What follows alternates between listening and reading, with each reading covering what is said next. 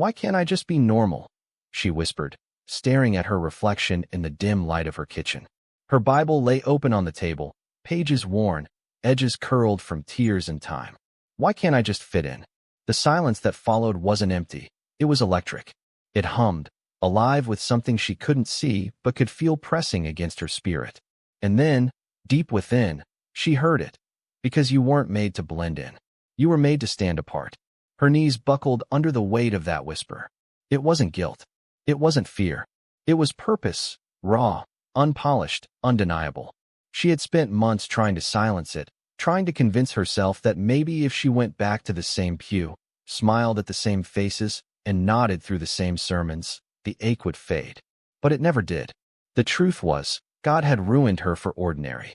She remembered the last Sunday she tried to sit through service.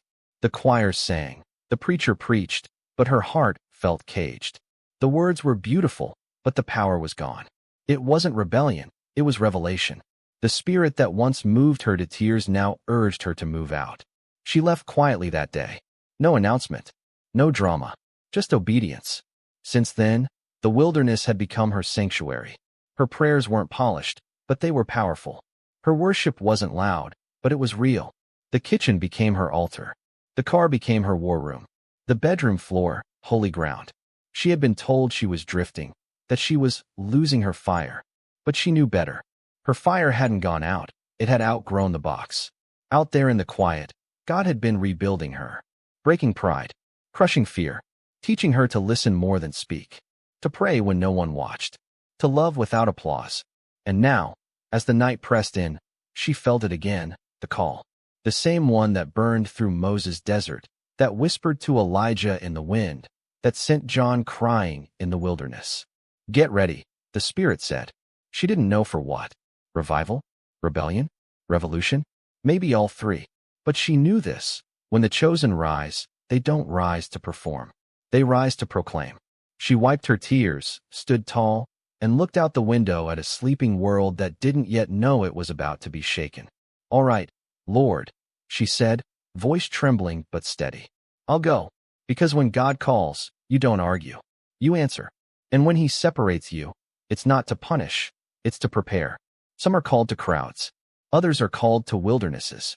But the fire burns brightest in those who dare to walk alone with God. And as dawn crept across the horizon, she knew this was the beginning, not of rebellion, but of revival. Stand up, the voice thundered, not from the pulpit, not through speakers, but deep inside the human soul. It wasn't a suggestion, it was a summons.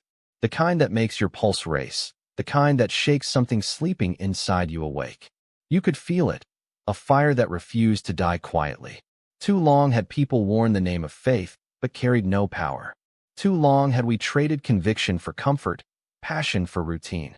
But tonight, something was stirring, a holy defiance rising against apathy. The call wasn't to warm a pew or nod at sermons. It was to live like someone chosen, to walk as someone who knew heaven backed every step. Rise, the voice whispered again, this time softer but stronger. The world is waiting. You could almost hear the cry of a weary earth. Homes starved for peace, streets echoing with anger, hearts suffocating under the weight of confusion. The answer wasn't in louder debates or flashier religion. The answer was in men and women who dare to walk in God's truth when everyone else bowed to trends. The chosen aren't hidden in cathedrals. They're scattered through neighborhoods, boardrooms, schools, farms, and quiet corners of America. They're ordinary people with extraordinary faith. The mother who prays over her children before dawn. The soldier who carries both a rifle and a Bible. The businessman who chooses integrity over profit. The young woman who refuses to compromise her worth for attention. These are the warriors of light. Unseen, uncelebrated, unstoppable. Make no mistake, the road ahead won't be easy. The world will mock what it doesn't understand. You'll be labeled too intense, too different, too devoted. But remember, Noah was mocked until it rained.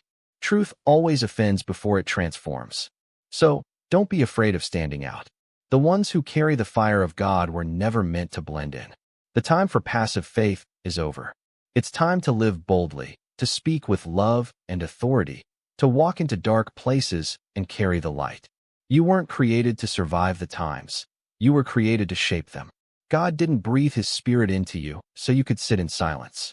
He called you to stand in the gap, to heal the broken, to lift the fallen, to shine in the chaos. When you rise, chains will break. When you speak, truth will cut through deception.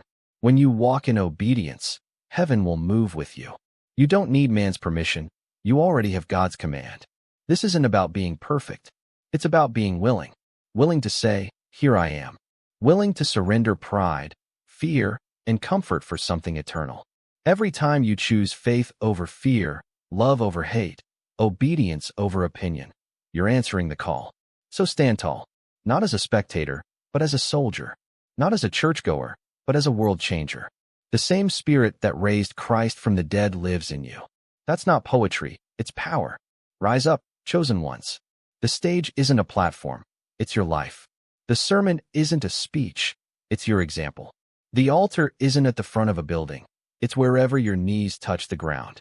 The world doesn't need another performance. It needs presence. It needs you. So when the world asks, "Where is your God?" let them see him in your courage. When they ask, "Why do you believe?" let them feel it in your love. And when they wonder how you still stand after every storm, let them realize you were never standing alone. This is your moment. This is your calling. Don't wait for another sign. You are the sign. Rise and let heaven move through you.